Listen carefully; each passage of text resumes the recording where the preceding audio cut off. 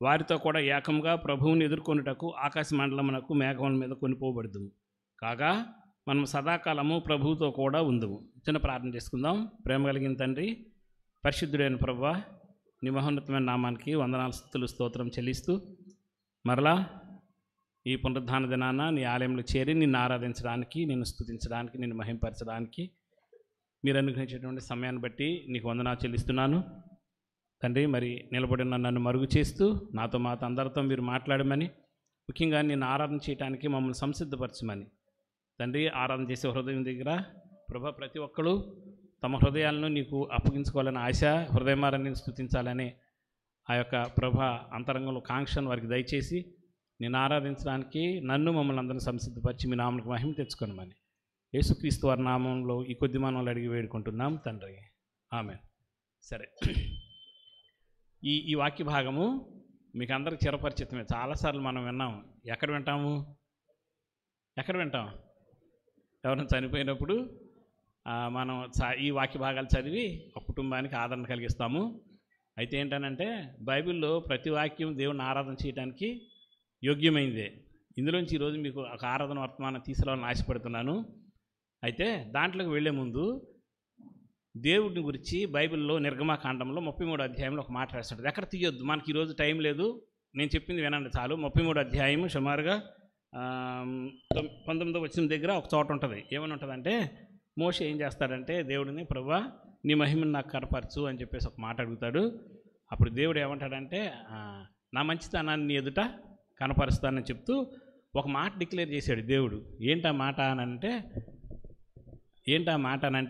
మంచితనము అని. అంటే మన దేవుడు మంచివాడు అన్న విషయాన్ని స్పష్టంగా అక్కడ చెప్పడము జరిగింది. ఆయన మంచితనం ఎంత గొప్పది అని అంటే, ఆయన నరుని సృజించాలి అని అనుకున్నప్పుడు తన ఆలోచన సభలో నరుని గురించి ఒక ప్లాన్ చేసుకున్నాడు. ఆ ప్లాన్లో ఎంత మంచివాడని తను రుజువు చేసుకున్నాడంటే, అంతకుముందు నిర్గమకాండంలో 34వ అధ్యాయంలోనే ఆయన గురించి చెప్పండి కొన్ని మాటలు ఉన్నాయి కదా. ఏమని? నీ దేవుడైన యెహోవా కనికరము, దయ, దీర్ఘశాంతము, అది విస్తారమైన కృప, సత్యములు కలిగిన దేవుడు. అంతేకాదు ఆయన పాపములను క్షమించడానికి సిద్ధ మనసు కలిగిన వాడని. ఈ లక్షణాలన్నీ ఆయన మంచితనం గురించి చెప్పబడినవైతే, ఇక్కడ మనం గమనించాల్సిన ఒక ముఖ్య విషయం ఏంటంటే, ఆయన మంచితనం ఎంత గొప్పది అని అంటే, పతనం అయిపోయిన మానవుడిని రక్షించడం కోసము ఫస్ట్గా తన కుమారుని లోకానికి పంపించాడు. పంపించినప్పుడు ఒక గిఫ్ట్ని అనౌన్స్ చేశాడు మనందరికీ. ఆయన జననం దగ్గర, ఆయన మరణం దగ్గర కలిపి ఒక గిఫ్ట్ని అనౌన్స్ చేశాడు. అందుకని దేవదూతలు వచ్చి అక్కడున్న ప్రజలతో యేసుక్రీస్తు వారు పుట్టినప్పుడు ఏం మాట చెప్పారు తెలుసా? మీకు అందరూ తెలుసు. లూకా సువార్త 2వ అధ్యాయంలో ఉంటుంది. ఇదిగో ప్రజలందరికీ కనకపోవు మహా సంతోషకరమైన సువార్తమానం మీకు నేను తెలియజేస్తున్నాను. అంటే మీకు అందరికి ఎంతకంటే సంతోషకరమైన వార్త అనేది మరొకటి ఏమీ ఉండదు అన్నాడు. ఏంటి అని అంటే, నేడు మీ కొరకు రక్షకుడు పుట్టి ఉన్నాడు అన్నాడు. అంటే మిమ్మల్ని రక్షించి ఒక ఆయన మీకోసం నేను పంపించాను, ఆయన పుట్టాడు అని చెప్పి దేవదూతల ద్వారా అనౌన్స్ చేయించాడు. ఎక్కడి నుంచి రక్షిస్తున్నాడు, ఏం చేస్తున్నాడు అన్నప్పుడు ఆయన మరణం దగ్గరికి వెళ్ళిపోతే అప్పుడు మనకు అర్థం అవుతుంది. అంటే జననం మరణం కలిపి ఒక పార్ట్గా తీసుకోండి, ఒక భాగంగా తీసుకోండి. అక్కడ ఆయన మనకిచ్చిన పెద్ద గిఫ్ట్ ఏంటనంటే, మహా సంతోషకరమైన వార్త, అలా గొప్ప గిఫ్ట్ ఏంటనంటే, తన కుమారుణ్ణి మన ప్లేసులో మరణానికి అప్పగించి మరణం నుంచి మనల్ని విడిపించడానికి ఈ లోకానికి వచ్చాడు. అంటే మరణానికంటే ముందు ఏంటంటే పాపం వల్ల వచ్చిన శాపము, ఈ రెండింటి నుంచి విడిపించడం కోసం ఆయన తన కుమారుని పంపించాడు. తన కుమారుడైన యేసుక్రీస్తు వారు, మన రక్షకుడైన యేసుక్రీస్తు వారు శిలువలో మరణించిన తర్వాత మన మీద ఉన్న ప్రతి పాపాన్ని, పాపం మూలంగా వచ్చిన ప్రతి శాపాన్ని తన రక్తం ద్వారా కొట్టివేసి, ఎక్కడైతే మానవుడు తిరిగి దేవుని వద్దకు వెళ్ళలేని స్థాయిలో ఉన్నాడో, మరి అన్నటికీ కలవలేనంత స్పిరిచువల్ అది ఎటర్నల్ సెపరేషన్ వచ్చిందో, ఆ సపరేషన్ నుంచి తిరిగి మానవుణ్ణి దేవునితో కలిపినాడు. గొప్ప బహుమానం అనేది మనకు ఒకటి ఇచ్చాడు. సో యేసుక్రీస్తు వారు పుట్టుక దగ్గర, మరణం దగ్గర ఇచ్చిన బహుమానం ఏంటంటే, తిరిగి దేవుడితో మనం కలవటానికి ఒక గొప్ప అవకాశం ఇవ్వటం. ఇది ఫస్ట్ బహుమానం. రెండో బహుమానం ఏంటంటే, ఆయన ఇక్కడి నుంచి ఆరోహణమై వెళ్ళిపోయేటప్పుడు వాళ్ళందరూ చూసినప్పుడు దేవదూతలతో మళ్ళీ ఇంకొక అనౌన్స్మెంట్ చేయించాడు ఇంకో బహుమానం గురించి. అది ఆల్రెడీ యేసుక్రీస్తు వారు ముందు చెప్పారు కూడాను. ఏం చెప్పాడంటే, ఇదిగో నేను వెళ్తున్నాను, వెళ్ళిన తర్వాత మీ కొరకు ఒక ఆదరణకర్తను నేను పంపిస్తాను, ఆయన మిమ్మలను సర్వసత్యంలోకి నడిపిస్తాడు అని చెప్పాడు. ఇది ఆయన ఫస్ట్ ఈ లోకంలో ఉండి మన కోసం పుట్టి మన కోసం మరణించిన దగ్గర ఇచ్చిన గిఫ్ట్ ఏంటంటే, పాపమైన మనల్ని దేవుడికి ఎడమైపోయిన మనల్ని ఆయనతో కలిపారు. రెండోది ఏంటంటే, ఆయన తిరిగి వెళ్ళిపోయేటప్పుడు తండ్రి వద్దకు వెళ్ళేటప్పుడు ఆయన అనౌన్స్ చేసింది ఏంటంటే, ఇదిగో పరిశుద్ధాత్మని మీ కొరకు నేను పంపిస్తున్నాను. అంటే అది సెకండ్ గిఫ్ట్.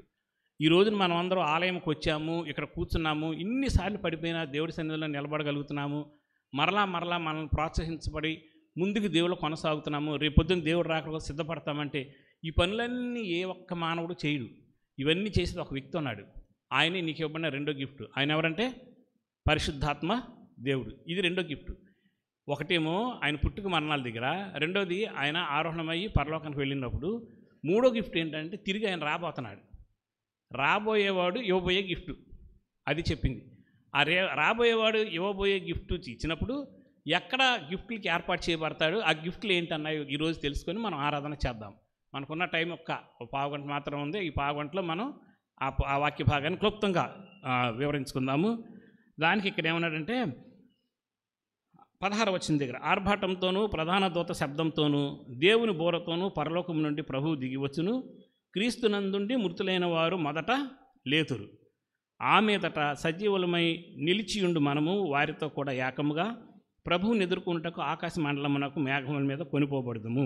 ఇది గుర్తుపెట్టుకోండి, ఆకాశ మండలమునకు మేఘముల మీద కొనిపోబడదుము. కాగా మనము సదాకాలము ప్రభువుతో కూడా ఉందుము. ఇది పిన్ పాయింట్. ఇక్కడ ఉన్న మెయిన్ పిన్ పాయింట్ అంటే సదాకాలం ప్రభుతో కూడా ఉందుము అని.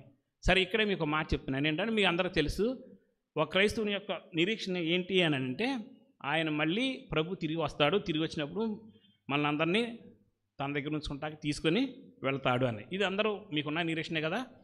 సరే, ఆయన ఎక్కడ కలుసుకుంటాము అని అన్నప్పుడు మధ్యాకాశంలో కలుసుకుంటాము.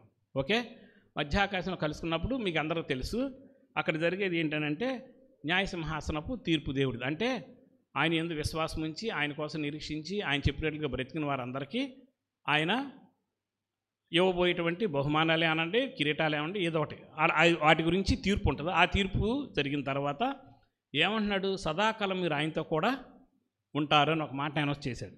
ఇక్కడే మనం అర్థం చేసుకోవాల్సిన ఒక విషయం ఏంటంటే, ఇప్పుడు మనకి ఇవ్వబోయే ఆ న్యాయసింహాసనం తీర్పు దగ్గర మనకి ఇవ్వబోయేటువంటి ఆ యొక్క రివార్డ్స్ ఎన్ని రకాలు ఉంటాయి అని అంటే బైబిల్ మనకు చెప్పబడిందంటే 2 రకాలు చెప్పారు. ఫస్ట్ ఏంటనంటే అది స్పెషల్ ప్రివిలేజెస్, అంటే ప్రత్యేకమైన అధికారాలు. అక్కడికి వెళ్ళిన తర్వాత మనకి ఇచ్చే బహుమానం ఏంటి అని అంటే ప్రత్యేకమైన అధికారాలు ఒకటి. రెండోది ఏంటనంటే స్పెషల్ ఆనర్స్, ప్రత్యేకమైన కిరీటాలు. ఇవి మీకు అందరికీ తెలుసు. ఇవన్నీ ఎక్కడ ఉన్నాయంటే మనకి ప్రకటన గ్రంథంలోకి వెళ్ళిపోతే ప్రకటన గ్రంథంలో మీకు రకరకాలు కనిపిస్తాయి. జస్ట్ మీకు 1-2 వాక్యాలు చూపిస్తాను రండి. ప్రకటన గ్రంథంలో మనకి విస్తరించి చెప్పుకోవడానికి మనకు టైం లేదు, జస్ట్ 1-2 మాటలు చూపిస్తాను. నేనే చదువుతాను. ప్రకటన గ్రంథం 2వ అధ్యాయము 26 వచనం దగ్గర నుంచి 25 నుంచి చదువుతాను. నేను వచ్చే వరకు మీకు కలిగి ఉన్న దానిని గట్టిగా పట్టుకొనుడి. ఇదిగో చూడండి, నేను చదువుతున్నాను. నేను నా తండ్రి వలన అధికారం పొందినట్లు జయించుచు అంతము వరకు నా క్రియలు జాగ్రత్తగా చేయువానికి జనము మీద అధికారము ఇచ్చేదను, అతడు ఇనుపదండంతో వారిని ఏలును. ఇది ఫస్ట్ ప్రివిలేజ్. ప్రివిలేజ్ ఏంటంటే అధికారం. ఏంటో అధికారం ఆయన ఇవ్వబోయేది, జనముల మీద ఏలటానికి ఆయన ఇవ్వబోయే అధికారం. ఇది ఒకటి. రెండోది ఏంటంటే మీకు అందరికీ తెలిసిందే, ఇదే ప్రకటన గ్రంథంలో చాలా చోట్ల రాయబడి ఉంది. ఏమంటాడంటే 2వ అధ్యాయంలోనే 10వ వచనం దగ్గర, ఇదిగో మీరు శోధింపబడినట్లు అపవాది మీలో కొందరిని చెరల వేయింపబడుతున్నాడు. 10 దినముల శ్రమ కలుగును, మరణం వరకు నమ్మకంగా ఉండుము, నేను నీకు జీవ కిరీటం ఇచ్చేదని. జస్ట్ నేను ఒకటి చదివించాను, మిగిలిన చాలా ఉన్నాయి ఇట్లా రకరకాల కిరీటాలు ఇస్తారని. ఇవి ఏంటంటే స్పెషల్ ఆనర్స్. ఇవి 2 మనకి ఇవ్వబోయే రేపు మధ్యాకాశంలో ఆయన కలుసుకున్నప్పుడు అక్కడ జరిగేటువంటి ఆ విందు అని అన్నాం కదా. విందు అని అంటే మీకు ఏదో భోజనాలు పెడతారని మీరు ఊహించుకోబాకండి. ఇక్కడ తింటాం అక్కడ తింటామే నాకు ఎప్పుడును, అందుకని అది వద్దు. మనకి ఏంటంటే అక్కడ విందు అంటే ఏంటంటే మీ ఆయనతో కలిపి ఉండటం, అది గొప్ప విషయము. రెండోది ఏంటంటే ఆ గొప్ప విషయం దగ్గర మీకు ఏమి ఇవ్వబడుతున్నాయి అంటే అధికారాలు ఇవ్వబడుతున్నాయి మరియు కిరీటాలు ఇవ్వబడుతున్నాయి. సరే, కిరీటము అన్నది దేనికి సింబల్ అంటే, అధికారం అంటే మనకు అర్థమైపోతుంది, ఏలతారని ఆయనే చెప్పాడు. కిరీటం దేనికి సింబల్ అంటే ఏలేవాడికి ఉన్న సింబల్. అవును కదా, రాజుగారి కిరీటం ఉంటుంది, సామాన్యుడి కిరీటం ఉంటుందా? ఉండదు. సో అది కూడా దేన్ని సూచిస్తుంది? అధికారాన్ని, లేకపోతే ఏలేటువంటి స్థాయిని సూచిస్తుంది.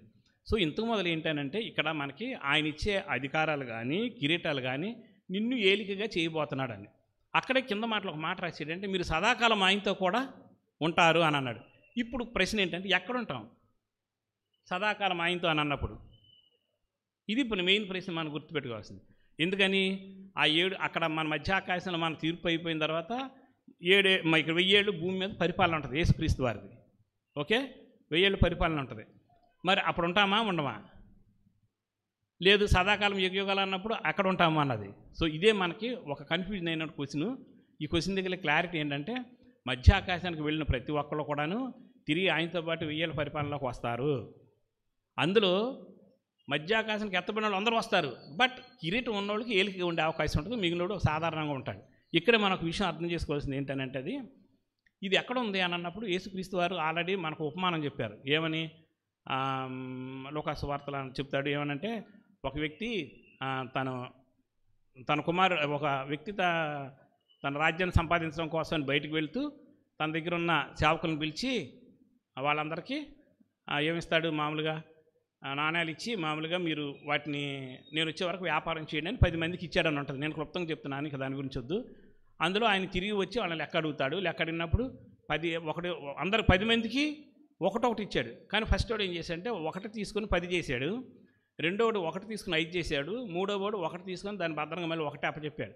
సో అక్కడ దేవుడు వాళ్ళని గద్దించి ఒకదాన్ని తీసుకుని 10 చేసిన వాడికి, ఒకదాన్ని తీసుకుని 5 చేసిన వాళ్ళ దగ్గర ఒక మాట అన్నాడు. ఏమనంటే, బలా నమ్మకమైన మంచి దాసుడా, ఇదిగో నీవు 10 పట్టణముల మీద ఏలికగా ఉండుము, 5 పట్టణముల మీద ఏలికగా ఉండుమని చెప్పి వాళ్ళతో అని అన్నాడు. అంటే ఎక్కడ ఉండబోతున్నారు 10 పట్టణాల్లో ఏలికగా అని అన్నప్పుడు ఇదిగో తిరిగి రాక దగ్గర. సో ఇంత మొదలు మధ్యాకాశం మనం ఎందుకు కలుసుకుంటాకు వెళ్తున్నామంటే మనకి కేవలం కిరీటాలు అవన్నీ ఇవ్వటకే కాదు, తిరిగి ఆయన్ని భూమి మీద 1000 ఏళ్ల పరిపాలన కోసం ఆహ్వానించడానికి. ఈ సీన్ ఎక్కడ ఉంది అని మీరు అర్థం చేసుకుంటే, యేసుక్రీస్తు వారు మరణానికి ముందు యెరూషలేములోకి వెళ్తారు. మీ అందరూ తెలుసు కదా. యెరూషలేముకి వెళ్ళినప్పుడు జరిగినప్పుడు సన్నివేశం ఏంటి అక్కడ? ఏంటనంటే ఆ యెరూషలేములో ఉన్న వాళ్ళందరూ ఆయన్ని ఖర్జూరపు మట్టలు పట్టుకొని దారి పొడుగున వస్త్రాలు పరిచి ఆయన ఆహ్వానించారు. ఆహ్వానం అయితే ఆహ్వానించారు, కానీ ఏలికగా ఉండటానికి ఆయనకు అవకాశం ఇవ్వాల. ఏలికగా ఉండటానికి అవకాశం ఇవ్వకుండా ప్రధానులు కానీ, ఇక్కడ ఉన్న యాజకులు కానీ, ఇక్కడ మిగిలిన వాళ్ళందరూ కలిపి వాళ్ళతో దుష్టులైన 100 మంది ప్రజలు చేయరు, అందరూ కలిపి చేసిన పని ఏంటంటే ఆయన తీసుకెళ్ళి సిలువ వేశారు. రాజుగా వచ్చిన ఆయన్ని సిలువ వేసేశారు. అంటే ఆయన అధికారానికి ఒప్పుకోవాలా, కానీ ఇప్పుడు కూడా ఒప్పుకోవట్లా. ఇప్పుడు కూడా వాళ్ళు ఒప్పుకోలేని పరిస్థితుల్లో ఉన్నారు. కానీ జరగబోయేది ఏంటంటే రేపు ఆయన రాజుగా ఈ భూమి మీదకి రాబోతున్నాడు, ఆయనే ఏలుబడి చేయబోతున్నాడు. ఎక్కడి నుంచి? తిరిగి ఏ యెరూషలేము పట్టణంలో ఆయన రిజెక్ట్ చేసి బయటకు తోశారు అక్కడి నుంచే అదే పట్టణంలోనికి ఆ రోజున వాళ్ళు అక్కడున్న పట్టణస్తులు ఆహ్వానించినట్లుగా తిరిగి ఆయన భూమి మీద 1000 ఏళ్ల పరిపాలన కోసం ఆహ్వానించడానికి మధ్య ఆకాశం ఆయన కలుసుకుని ఆయన తీసుకుని మనం భూమి మీదకి వస్తాం. ఇది జరిగే పని. ఈ భూమి మీదకి వచ్చిన తర్వాత ఆయన చేసే పని ఏంటి అని అంటే ఆయన ఏళ్తాడు. ఆ ఏలే చోట నువ్వు చూపించిన నీ యొక్క విశ్వాసాన్ని బట్టి, నువ్వు జీవించిన నీ జీవితాన్ని బట్టి, నీకు ఇవ్వబోయే స్థానాన్ని ప్రకారంగా నువ్వు ఏలుబడి చేస్తావు. ఇది మీకు నేను ఒక మాట చూపిస్తాను. ప్రకటన గ్రంథంలోని 3వ అధ్యాయంలో ఇందాక నేను చూపించిన మాట దగ్గరే మళ్ళీ రండి. 26వ వచనం దగ్గర, నేను నా తండ్రి వలన అధికారం పొందినట్లు జయించుచు అంతం వరకు నా క్రియలు జాగ్రత్తగా చేయువానికి జనుల మీద అధికారము ఇచ్చేదను, అతడు ఇనుపదండంతో వారిని ఏలును. సో రేపొద్దున మిమ్మల్ని అందరినీ ఏం చేయబోతున్నాడంటే ఏలేవాళ్ళుగా చేయబోతున్నాడు. ఇప్పుడు మనం ఆలోచిస్తూ ఆయన రేపొద్దున ఆయన వచ్చినప్పుడు మనకి ఇచ్చే గొప్ప బహుమానం ఏంటంటే అందరి ముందు నీకు ఇచ్చే ప్రివిలేజెస్ అండ్ ఆనర్సే కాదు, వాటితో పాటు నిన్ను ఏలికగా చేసే ఒక అధికారం ఆయన ఇస్తున్నాడు. ఎలాంటి స్థాయి నుంచి నీకు ఇస్తున్నాడు అని అన్నప్పుడు, ఇక్కడ నువ్వు ఎన్నిక లేనివాడివి. అసలు ఇక్కడ ఈ లోకంలో అనేది నువ్వు ఎన్నిక లేనివాడివి. ఈ లోకంలో నువ్వు అసలు పట్టించుకునే పరిస్థితి లేనివాడివి. ఎక్కడో ఉన్నావు. ఆఖరికి ఏంటంటే లెక్క చేయని స్థితిలో ఉన్నటువంటి నిన్ను రేపొద్దున ఒక మహిమాయుక్తమైన స్థానంలో పెట్టడానికి ఆయన ఇష్టపడుతున్నాడు. అందుకని అన్నాడు, కాగా సదాకాలం మన ఆయనతో కూడా ఉందుము అన్నాడు. ఆయనతో కూడా ఉందుము అని అన్నప్పుడు 1000 ఏళ్ల పరిపాలన దగ్గర నువ్వు ఉంటావు, ఆ తర్వాత కూడా యుగయుగాలు నువ్వు ఆయనతో ఉంటావు. ఈ 2 బిట్లు మనకు తెలియాలి, మనకు అర్థమవుతుంది అక్కడ. సో ఇప్పుడు సదాకాలం ఆయన దగ్గర ఉండే ఫస్ట్ పార్ట్లో నిన్నేం చేస్తున్నాడంటే ఏలికగా చేస్తున్నాడు. అయితే దేనిని బట్టి? ఇక్కడ నీవు జీవించినటువంటి బాధ్యతాయుతమైన నీ జీవితాన్ని బట్టి, నీ నమ్మకత్వాన్ని బట్టి, అలాగే నువ్వు ఆయన కోసం చేసినటువంటి, ఆయన కోసం పడినటువంటి ఆ శ్రమను బట్టి, నువ్వు ఆయన్ని ప్రేమించి ఆయన రాజ్య విస్తరణ కోసం నువ్వు పడినటువంటి నీ పాటలు బట్టి, వీటన్నిటిని బట్టి రేపొద్దున నీ పొజిషన్ అనేది డిపెండ్ అవుతుంది అక్కడ. ఓకే, ఆ డిపెండ్ అయిన దగ్గర నువ్వు ఏలికగా నీకు అవకాశం ఇస్తున్నాడు అన్న మాట దగ్గర ఒక విషయం అర్థం చేస్తుంది. మన పొజిషన్ ఏంటి ఈరోజు? చిన్న మాట చెప్తే ఇంట్లో భర్త వినడు, ఇంట్లో భార్య వినదు, ఇంట్లో పిల్లలు వినరు, ఎవరు పట్టించుకొని స్టేజ్ మంది, బయటికి వెళ్తే క్రిస్టియన్స్ అంటే అసలు విలువే లేదు, అది కూడా వదిలేసింది. ఇలాంటి స్టేజ్లో ఉన్న మిమ్మల్ని అందరూ రేపు పొద్దున అదే జనం మీద అధికారిగా మిమ్మల్ని అందరిని దేవుడు చేయబోతున్నాడు. ఇది ఎంత సంతోషకరమైన విషయం మీరు ఒకసారి ఆలోచించండి. అంటే ఎక్కడో మట్టిలో ఉన్న నిన్ను మహిమలోనికి తీసుకొస్తున్నాడు, ఎక్కడో అధముడుగా నిలిచిన నిన్ను అధికుడిగా చేయబోతున్నాడు, ఎక్కడో లోకంలో ఎన్నిక లేనటువంటి నిన్ను రేపొద్దున వాళ్ళందరికీ ఏలికగా చేయబోతున్నాడు. సో ఫస్ట్ మనం ఎందుకు ఆయన రాకడ దగ్గర ఆయన మనం ఆరాధించాలి అని అన్నప్పుడు ఫస్ట్ విషయం ఏంటంటే రేపొద్దున మన అందరూ ఏలికలుగా మార్చబోతున్నాడు.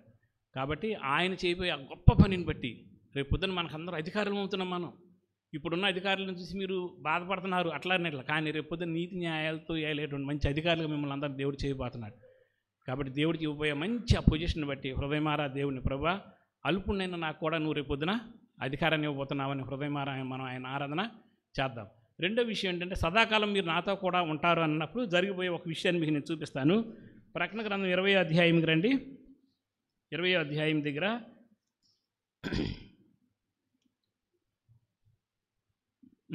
ఇప్పుడు నేను చదివింది ఇవన్నీ కూడాను మళ్ళీ మీకు ఇక్కడ ఒక మాట దగ్గర చూపిస్తాను. ఈ మాట దగ్గర వచ్చేస్తుంది మీకు 20వ అధ్యాయంలో. యాక్చువల్గా 4 నుంచి చదవాలి, నేను చదివేస్తాను వినండి.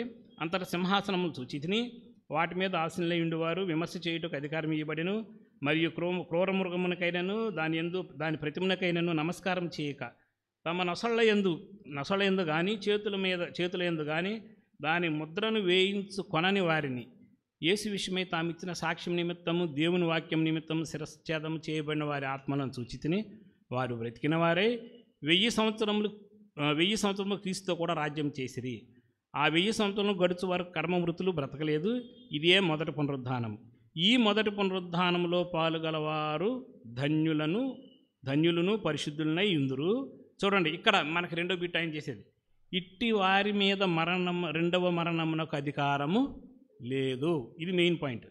ఇక్కడే ఇందాక నేను చెప్పిన మాట కరెక్టా కాదంటే ఒక ప్రూఫ్. మళ్ళీ వీరు దేవునికిని క్రీస్తుకును యాజకులై క్రీస్తుతో కూడా 1000 సంవత్సరముల రాజ్యము చేయుదురు అన్నాడు. అంటే దేవుడు కృప విస్తారమైన నిర్గమాకాండం చెప్పగలదు, విస్తారమైన కృపా సత్యము గల దేవుడని.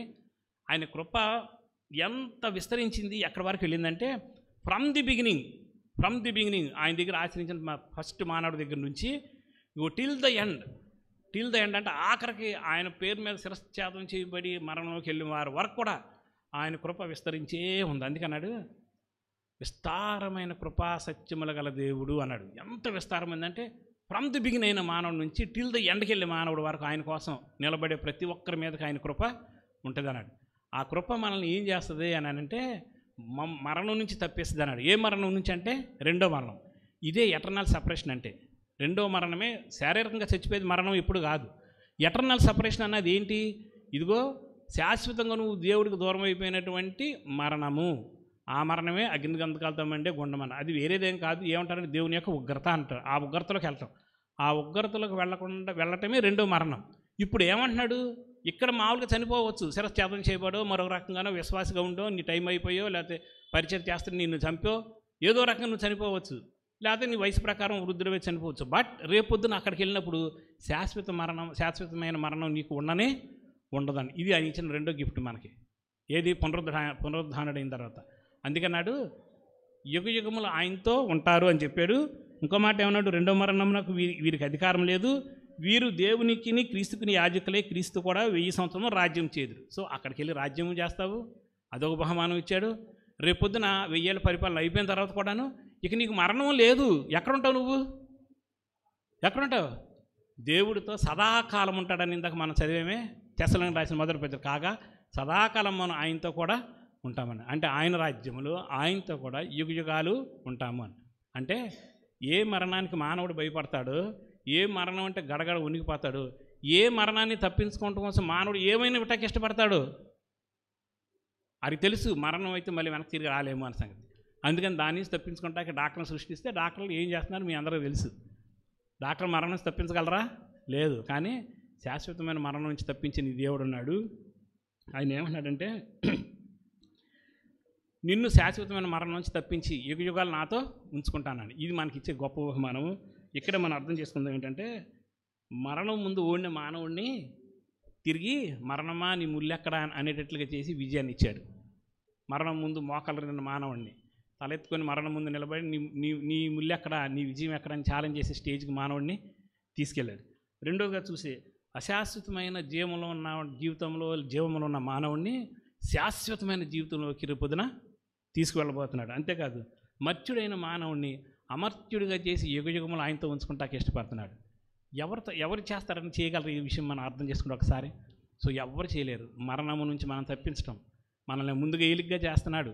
రెండోది మరణం నుంచి, శాశ్వతమైన మరణం నుంచి నిన్ను తప్పించి యుగయుగల ఆయనతో ఉంచుకుంటున్నాడు. ఇది ఎంత సంతోషకరం ఒక విశ్వాసికి. ఈ లోకంలో ఎవరికి లేదు ఈ బెనిఫిట్ ఉన్నది ఓన్లీ ఫర్ క్రిస్టియన్స్. అయితే అందరికీ కాదు, అది కూడా గుర్తుపెట్టుకోండి. ఇక్కడ మాట ఏంటంటే ఆయన వాక్యం విని దాని ప్రకారం ప్రవర్తించిన వారికి మాత్రమే. అది తప్ప మిగిలిన విశ్వాసం ఉన్నాం కదా అని అందరం అనుకోదు. ఒక్కసారి ఇందాక నేను చదివిన మాట చదివేసి ముగిస్తాను. ప్రకటన గ్రంథంలో 2వ అధ్యాయం చివరిది ఏమంటాడంటే ఇక్కడ, నేను నా తండ్రి వలన అధికారం పొంది జయించు అంతం వరకు నా క్రియలు జాగ్రత్తగా చేయువానికి అన్నాడు. చేయువానికి అన్న దగ్గర ఫుట్నోట్ 5 అని వేస్తుంది. కింద ఏముందో చూడండి. గైకొని వాడికి అంటే నేను ఏం చెప్పానో దాని ప్రకారం చెప్పి దాని ప్రకారం నడుచుకొని దాని ప్రకారం ఆచరించి ప్రభువుని మహింపరిచినాడు అందరూ రేపొద్దున జై జీవితం పొందుతాడు, ఏళ్తాడు, శాశ్వత కాలం ఆయనతో ఉంటాడు.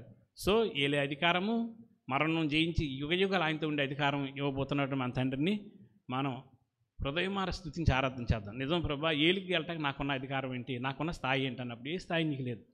బట్ ఏ స్థాయిలో నిన్ను అత్యున్నతమైన స్థాయిలోకి తీసుకెళ్తున్నాడు. ఏ అధికారం నిన్ను అత్యధికమైన అధికారంలోకి రేపు నిన్ను తీసుకెళ్తున్నాడు. అందరి బట్టి ఆరాధన చేద్దాం. ఇదిగో శాశ్వత మరణం ఏది దేవుడి నుంచి నిన్ను దూరం చేస్తుందో ఆ మరణం నుంచి కూడా విడిపించి ఆయనతోని యుగయుగాలు ఉండే గొప్ప సంతోషకరమైన జీవితాన్ని ప్రభునికి ఇవ్వబోతున్నారు. కాబట్టి ఈ రెండింటిని బట్టి ఒకసారి జ్ఞాపకం చేసుకుని నన్ను ఇట్లాంటి స్థితిలో తీసుకెళ్తున్నావు ప్రభు అని చెప్పేసి హృదయం ఆయన మనం ఆరాధన చేద్దాం. తలలు వంచండి, ఆరాధనలోకి వెళ్దాం.